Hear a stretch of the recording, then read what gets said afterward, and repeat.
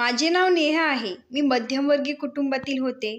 माझ्या आई-वडिलांना वाटायचे की मी लग्न करून एकच मुलगा असलेल्या घरात गेले तर मी तिथे राज्य करेन.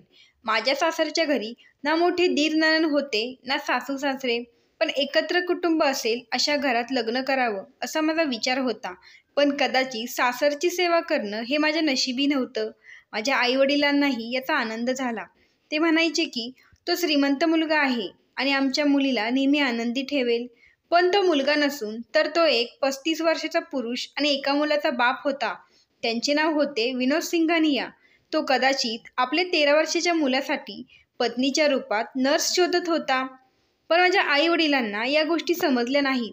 त्यांनी मोठे घर पाहिले आणि त्या घरात माझे लग्न लावून दिले. या घरात आपल्या मुलीला जगातील सर्व सुखसोयी मिळतील असे त्यांना वाटत होते. प्रत्येक आईवडिलांना आपल्या मुलीला आनंदी पाहिजे असते. त्यांच्या इच्छेनुसार मीही लग्न केले.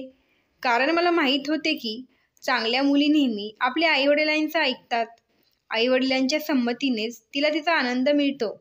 माझ्या लग्नाचा दिवस होता. लग्न अगदी साधेपणाने व्हावे अशी विनोद यांची इच्छा होती. त्यांना गोंगाट अजिबात आवडत नव्हता. कदाचित 8 वर्षापूर्वी मरण पावलेल्या पहिल्या पत्नीच्या जखमांपासून ते स्वतःला सावरू शकले नव्हते. विनोदरावांची पत्नी म्हणून मी या हवेलीत आले तेव्हा इथे एक वेगळ्या प्रकारची शांतता होती. हे एक अतिशय विचित्र लग्न होते. ना नणंद मला घ्यायला आली, ना सासूबाईंनी माझ्या डोक्यावर हात ठेवला.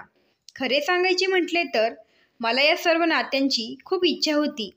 कारण मला माहीत आहे की प्रेमातून नाते निर्माण करणे हा देखील एक अनोखा प्रवास आहे. त्याचा मार्ग नेहमीच आनंदी असतो. संध्याकाळची वेळ होती. लग्नानंतर मी विनोदरावांच्या घरी त्यांच्या मोठ्या गाडीने आले. पण ते इतके व्यस्त होते की त्यांनी मला घराबाहेर सोडले आणि म्हणाले की तू आत जा, मला काही महत्त्वाचे काम आहे. तू दरवाजा उघडलास तर शालू तुला आत घेईल. मी हळूच त्यांना विचारले, कोण आहे ही शालू? कारण या घरात एकही बाई नव्हती हे मला माहीत होते. ते म्हणाले, ती आपली मोलकरीण आहे. असे अतिशय उद्धटपणे बोलून त्यांनी गाडी स्टार्ट केली आणि ते निघून गेले. घराच्या दारात उभं राहून मी विचार करत होते. इतक्यात एक सुंदर मुलीने दरवाजा उघडला. ती खूप सुंदर होती, पण तिच्या चेहऱ्यावरील हावभाव खूपच विचित्र वाटत होते. तिचे सौंदर्य पाहून मीही क्षणभर स्तब्ध झाले. मी त्या मुलीकडे बघतच राहिले. त्या मुलीकडे बघून मी विचार करू लागले की जर विनोदरावांच्या घरी एवढी छान सुंदरी आधीच अस्तित्वात होती तर मग त्यांना माझ्याशी लग्न करायची काय गरज होती? कदाचित पुरुष बायको खानदानी आणि प्रेमिका सुंदर शोधतात. बरं, आता इतका विचार करून काय उपयोग नव्हता. ही मुलगी अतिशय चालाक आणि हुशार स्त्री असल्याचे दिसून आले. पुढच्याच क्षणी मला दुरूनच गोंधळलेल्या किंकाळ्या ऐकू आल्या. मला धक्काच बसला. सुरुवातीपासूनच अशी दृश्य दिसायला लागली की काहीतरी गडबड असल्याची मला जाणीव झाली आणि मी माझे कान टवकारले. खोलीतून येणाऱ्या किंचाळण्याकडे मी लक्ष देत असल्याचे शालूने पाहिल्यावर ती माझ्यावर ओरडायला लागली. तिने मुद्दाम माझे लक्ष दुसरीकडे वळवण्याचा प्रयत्न केला. पण माझे लक्ष फक्त शेवटच्या खोलीतून येणाऱ्या ओरडण्याकडे होते आणि तिला माझे कोणत्याही परिस्थितीत त्याकडे दुर्लक्ष करायचे होते. बरं, मला तिची आज्ञा पाळावी लागली. कारण इथला माझा पहिला दिवस होता. ती मला एका खोलीत घेऊन गेली आणि तिने मला बेडवर बसवताच ती स्वतः खोली बाहेर गेली. तिने दार बंद करायला सुरुवात केली तेव्हा किंचाळण्याचा आवाज आणखीनच मोठा झाला. मी विचार करत राहिले की हे एक विचित्र घर आहे. इथे खाली शांतता आहे आणि वर हे धोकादायक किंचाळणारे आवाज आहेत. त्यानंतर मी पतिविनोदची वाट पाहू लागले. रात्रीचे 12 वाजले होते आणि बसून बसून माझी पाठ दुखू लागली होती. पण विनोद काय आले नाही.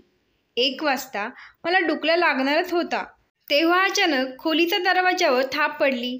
मी दरवाजा उघडला आणि ते आत आले. माझ्या हृदयात कोणतीही धडधड नव्हती.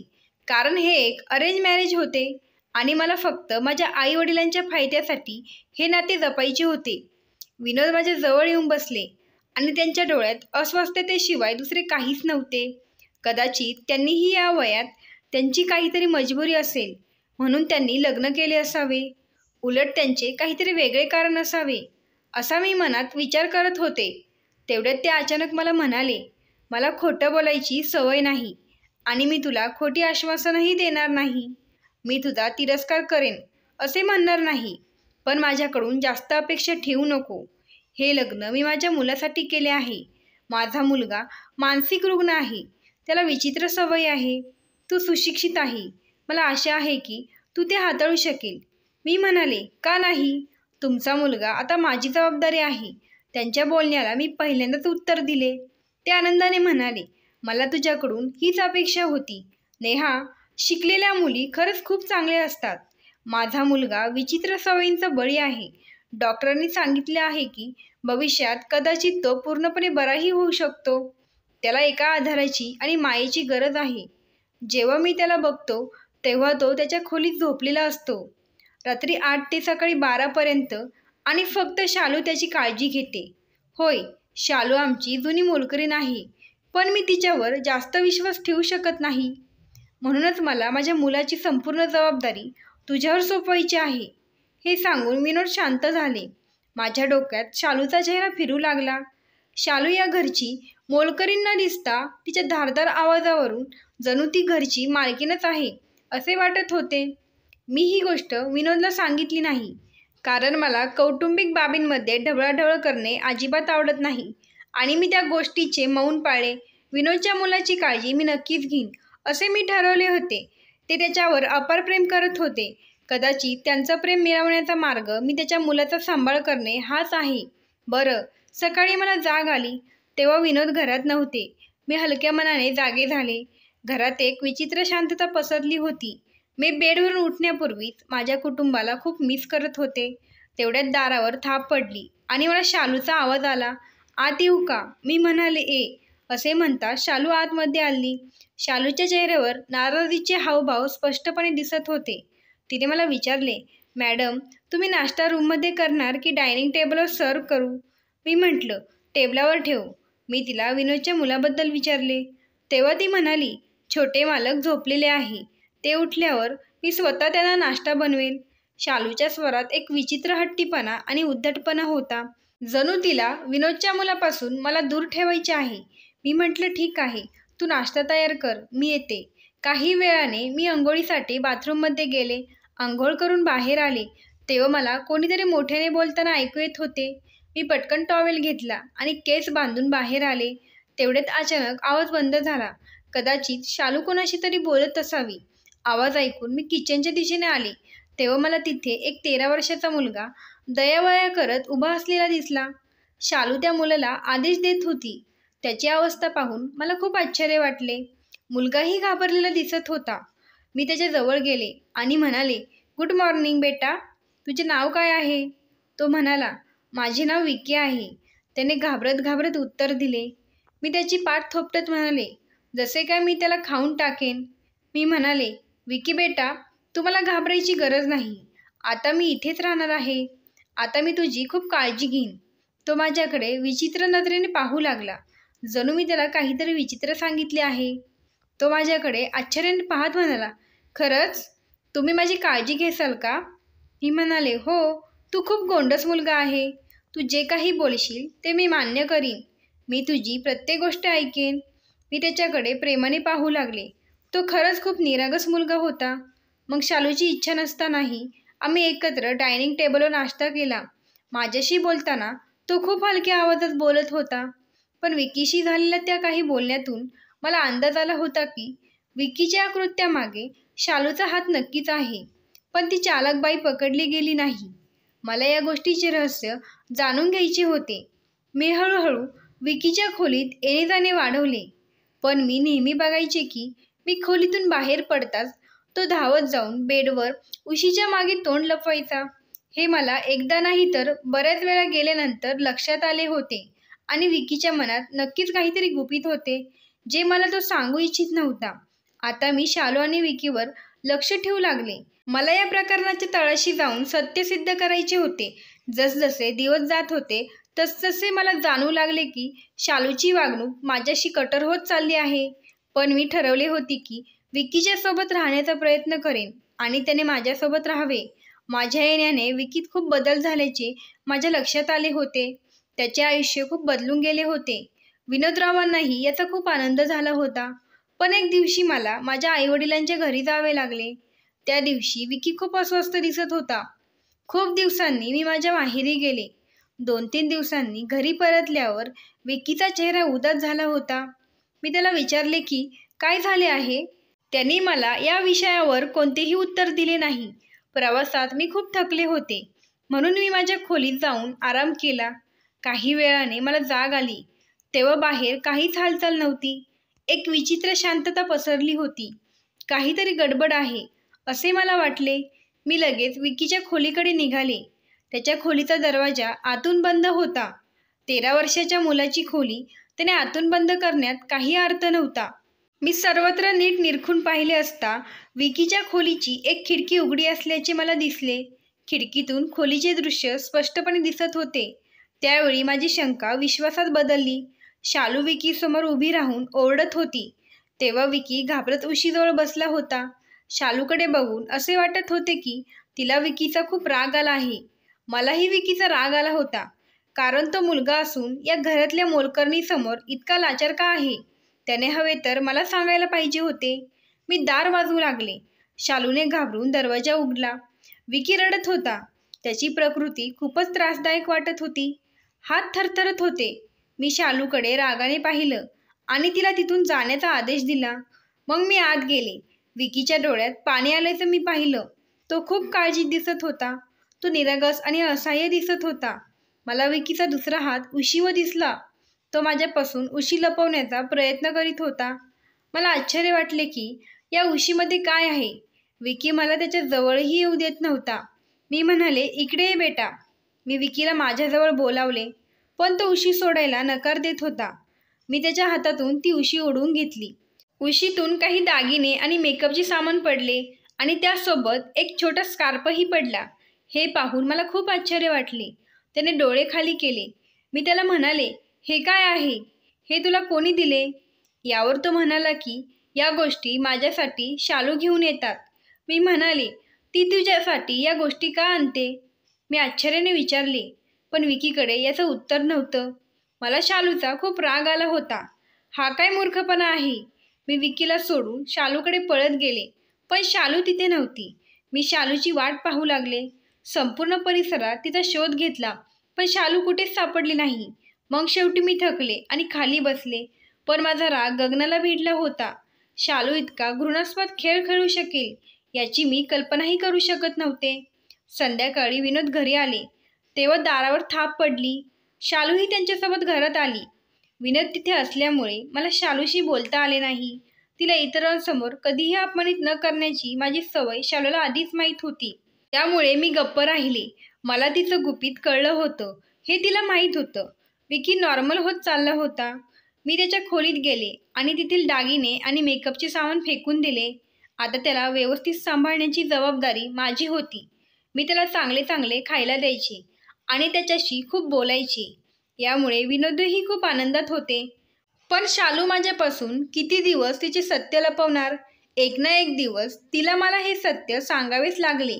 एक दिवस विनोदराव काही कामानिमित्त सकाळी लवकर शहरात गेले. त्या दिवशी मी ठरवले की आज शालूकडून सत्य काय आहे ते जाणूनच घ्यायचे. सकाळी शालू टेबलवर नाश्ता घेऊन आली. त्यावेळेस मी शालूला म्हणाले की विकीच्या परिस्थितीला तू जबाबदार आहेस. आज मला सत्य काय आहे ते जाणून घ्यायचे आहे, नाहीतर मी तुला पोलिसांच्या स्वाधीन करेन. पोलिसांचे नाव ऐकताच शालू पूर्णपणे घाबरून गेली आणि पोपटासारखी बोलू लागली. ती सांगू लागली की मी, माझा मोठा भाऊ आणि आई असे आमचे छोटेसे कुटुंब होते. लग्न झाल्यावर भाऊ आमच्यापासून वेगळा झाला. माझा आणि स्वतःचा उदरनिर्वाह करण्यासाठी आईने या वाड्यात नोकरी धरली. या वाड्यात काही नोकरांची गरज होती. मी आणि माझी आई या घरात आल्यापासून आम्ही घरातील कामे उत्साहाने आणि मेहनतीने करू लागलो. आईसोबत काम करताना माझ्या लक्षात आलं की मुलीसाठी आईचा आदर किती महत्त्वाचा असतो आणि विशेषतः वडिलांच्या मृत्यूनंतर. तेव्हा मला जाणवू लागले की विनोद साहेबांची नजर माझ्यावरून कधीच हटत नव्हती. त्यांच्या डोळ्यात एक विचित्र कौर्य आहे. हे सगळं बघून मला भीती वाटायची. मी नेहमी त्यांच्यासमोर न येण्याचा प्रयत्न करायचे, पण ते शक्य होत नव्हते. कुठल्या ना कुठल्या बहाण्याने मला त्यांच्यासमोर जावंच लागायचे. त्यांचे माझ्याकडे पाहणे हे मला त्यांच्याकडे आकर्षित करत होते. पण हे फार काळ टिकणारे नव्हते. कोणत्या ना कोणत्या कामानिमित्त ते मला बाहेर घेऊन जायचे.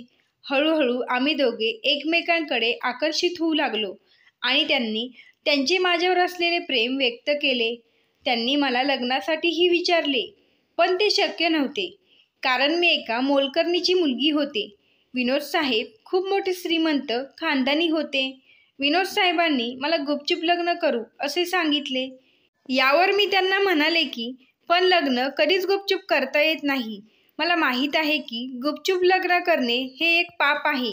विनोद साहेब माझ्या आईला बोलले की मला तुमच्या मुलीशी लग्न करायचे आहे, पण सध्या हे लग्न मी गुपित ठेवणार आहेत. माझी आई एक साधी आणि चांगली स्त्री होती, जिला जगातील उच्च आणि नीच समजत नव्हते. साहेबांच्या गोड बोलण्यामुळे आई राजी झाली. साहेबांनी दिलेले वचन पाळले, पण मला शहरात जाऊन एका घरात राहण्यास सांगितले. शिवाय त्यांनी माझ्याशी गुपचूप लग्नही केले. आमच्या लग्नाला फक्त 2-3 लोकांशिवाय दुसरे कोणीही उपस्थित नव्हते. माझ्या आईलाही लग्नाची माहिती नव्हती. 6 महिन्यांनी साहेबांनी मला इथे परत आणले. कदाचित मी इथे त्यांची मोलकरीण बनून राहावे म्हणून मी त्यांच्या मोलकरीण म्हणून इथे राहू लागले. काही दिवसांनी मी गरोदर राहिल्यावर विनोद साहेबांचा माझ्याकडे बघण्याचा दृष्टिकोन बदलू लागला. त्यांचा माझ्याबद्दलचा इंटरेस्ट कमी होऊ लागला. आता त्यांचे माझ्याकडे लक्ष नव्हते. याबाबत मी त्यांच्याकडे तक्रार केली असता त्यांनी मला गप्प बसण्यास सांगितले. मी गप्प का राहू? ते माझे पती होते. पण नंतर मला कळले की माझ्यासोबत काय मोठा खेळ खेळला गेला आहे. विनोद साहेबांनी आधी मला गप्प बसायला सांगितले. मी गप्प बसले नाही. तेव्हा त्यांनी मला एका दिवसात घटस्फोट दिला आणि एका उच्च खानदानातील मुलीशी लग्न केले. त्यामुळे ही कथा जिथे होती तिथेच राहिली. पण मी घटस्फोटी स्त्री झाले. मी असा गुन्हा केला होता ज्याचा भार मी सहन करू शकले नाही. जो गुन्हा नव्हता, पण काळाच्या नजरेत तो गुन्हा होता. आणि मग असे झाले की मी त्या मुलाला जन्म दिला, पण ज्या परिस्थितीत ते मूल जन्माला आले त्यामुळे ते मूल जगू शकले नाही आणि या जगातून कायमचे निघून गेले. ते मूल गेल्यावर माझ्या मनात सुडाची आग भडकली. निसर्गाने सरांच्या पत्नीचा बदला घेतला. तिने स्वतःही जग सोडले, पण तिच्या मागे ह्या मुलाला सोडले आणि ह्या मुलाचा सांभाळ करण्यासाठी मी त्यांच्याकडे पुन्हा मोलकरीण म्हणून काम करू लागले. जेव्हा मी विनोद साहेबांच्या मुलाकडे पाहायचे तेव्हा मला त्यांचे प्रतिबिंब त्याच्यात दिसायचे. तो मोठ्या झाल्यावर त्याने स्त्रियांचा आदर खराब करू नये अशी माझी इच्छा होती. म्हणून मी त्याला एक स्त्री म्हणून वाढवणार असे मी ठरवले होते. तो भित्रा असावा, त्याने धाडसी होऊ नये अशी माझी इच्छा होती. त्याने इतका गरजू होऊ नये की तो कोणाच्या तरी इज्जतीशी खेळू शकेल. तुम्हीच सांगा मी काय चूक करते? मी त्याला बांगड्या आणि दागिने घालायला लावायचे, जेणेकरून तो ते घालू शकेल आणि स्त्रीप्रमाणे त्याचा दृष्टिकोन बदलू शकेल. माझ्या दृष्टीने शालू पूर्ण नैराश्याची शिकार असल्याचे दिसून आले. शालू एक मानसिक रुग्ण बनली होती. तिने तिच्या आयुष्यात असे अनेक धक्के खाल्ले होते. शालूच्या वेडेपणाबद्दल आणि तिच्या मानसिक आजाराबद्दल मला चांगलेच समजल्यामुळे मी विनोदरावांना जबाबदार न धरता तिच्यावर उपचार करू लागले. विनोदरावांची चूक उघड होण्याआधीच मी त्यांना माफ केले आणि काही दिवसांनी शालू पूर्णपणे सावरली आणि मी तिचे लग्न लावून दिले. माझा मुलगा विकीही आता पूर्णपणे बरा झाला होता. विकी बरा झालेला बघून विनोदरावांना खूप आनंद झाला आणि त्यांनी मला त्यांची पत्नी म्हणून स्वीकार केले. आम्ही तिघेही आपापले आयुष्य आनंदाने जगत आहोत. मित्रांनो, ही गोष्ट आवडल्यास लगेच सबस्क्राईब करा. धन्यवाद. आभारी आहोत.